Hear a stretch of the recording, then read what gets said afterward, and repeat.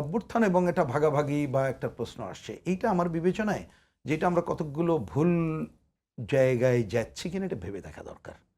মনে রাখতে হবে, ধরুন এখানে 4 জন বসে আছে, আমাদের তো 4টা মতাদর্শ, এটা তো আছেই, রাজনীতি মানে তো তাই, কিন্তু আমরা একটা কমন উদ্দেশ্যে ঐক্যবদ্ধ হলাম, তো আমাকে দেখতে হবে যে সেইটা আগে হতে পারলাম কিনা। মানে ধরুন কোনো একটা ঘটনা ঘটলে এখান থেকে বেরোনোই যাচ্ছে না, তা প্রথম উদ্দেশ্য আগে বেরোই, তারপরে যার যার পথ ধরবো, ওইটুক পর্যন্ত ঐক্যমত্য। এখন যদি আমি মনে করি বেরিয়ে আমি যেখানে যাবো আপনারা কেন আমার সাথে গেলেন না, তাহলে সেটা তো হবে না। রাজনীতিতে ওইটা হচ্ছে জনগণকে আস্থায় নিয়ে করার জায়গায় যেতে হবে। না হলে হ্যাঁ, আমি তো যদি মনে ধরেন আমি তো এই আন্দোলনে এখন কেন, আমরা সেই 14-র আগে থেকে যে সংগ্রাম করছি, এত আলোচনা আসে না। আরে র্যাবের হাতে তো 2011 সালে আমি গ্রেপ্তার হয়েছিলাম, এই কথা তো বলি না কখনো, বলতেও চাই না, তখন তো মিডিয়াও ছিল না, এত আলোচনার দরকার নাই। মানে এগুলো আমাদের কাছে অপছন্দ আর কি, বুঝছেন। এবং একটা আজকে বলে দিই, ডেঞ্জারাস কি ছিল আজকে শুনে রাখেন, এটা আমি বলি নাই কখনো কখনো, মানে এভাবে বলি নাই। আমার ক্ষুব্ধতা ছিল র্যাব আমাকে গ্রেপ্তার করবার সময় আমাকে পলিটিক্যালি কোশ্চেন করছে, যে আমরা কেন এই যে সমুদ্র যে চুক্তি ওইটা নিয়ে কথা বলছি।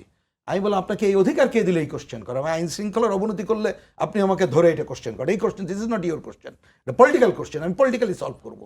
তার মানে কোথায় যায়, আমি একটা ক্লু দিলাম যে যদি এই ধরনের বাহিনী পলিটিক্সের জায়গায় চলে যায় আপনি অনিবার্যভাবে সংকটে যাবেন। তো যাই হোক, যে আমি অন্য জায়গার মধ্যে হয়তো চলে গেছিলাম। তো যেটা বলছি যে আমরা ধরেন টুয়ার্ড সোশ্যালিজমে যেতে চাই, তো এখন এটা তো আমরা কি বলে নির্বাচিতই হইতে পারিনি। এখন যদি আমি মনে করি এটা না হলে সব ব্যর্থ হয়ে গেল, তা তো হবে না। আরে ন্যূনতম একটা ভোটের অধিকার তো আমরা করতে পেরেছি।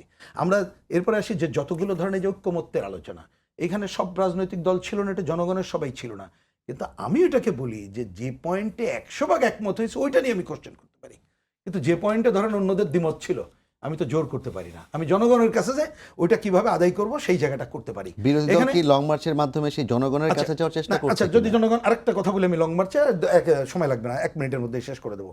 ধরেন এই যে সংবিধান পরিষদ এবং ওইটা, এটাতে কোনো বিশেষ বিশেষ দলের বিষয়, এগুলো তো আমরা তো একমত না।